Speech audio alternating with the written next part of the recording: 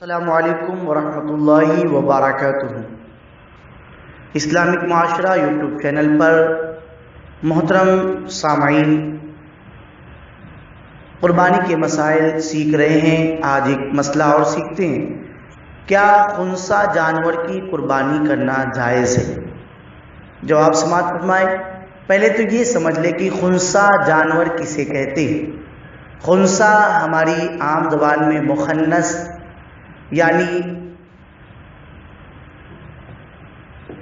اس جانور کو کہتے ہیں جس میں نر اور مادہ دونوں کی علامتیں ہوں اور ان دونوں سے ایک ساتھ پیشاب کرتا ہو، اور کوئی نر کو مادہ پر یا مادہ کو نر پر ترجیح کی وجہ نہ رکھتا ہو۔ فتاوی عالمگیری میں بھی ہے، فتاوی رضویہ میں بھی ہے، در مختار میں بھی ہے، بہار شریعت میں بھی ہے۔ تو ایسے خنثی جانور کی قربانی کرنا جائز نہیں، جسے عام زبان میں اور کہہ دے کہ ہجڑا جانور۔ اور اس کے بارے میں یہ بھی آتا ہے کہ اگر اس کو ذبح کر دیا جائے تو اس کا گوشت تو گلتا بھی نہیں ہے، تو جو بہت ماہر ہے اس سے اس کی معلومات لے لی جائے۔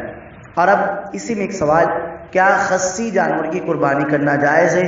کچھ لوگ کہتے ہیں کہ خصی کر دی جاتی ہے تو ان کا خصیہ غائب ہو جاتا ہے، تو اس سے تو یہ عیب ہو گیا۔ جواب سماعت فرمائیں۔ جانوروں میں خصی ہونا عیب نہیں ہے، بلکہ خصی ہونے سے ان کا گوشت مزید عمدہ اور لذیذ ہو جاتا ہے، لہٰذا خصی جانور کی قربانی کرنا جائز بلکہ افضل ہے۔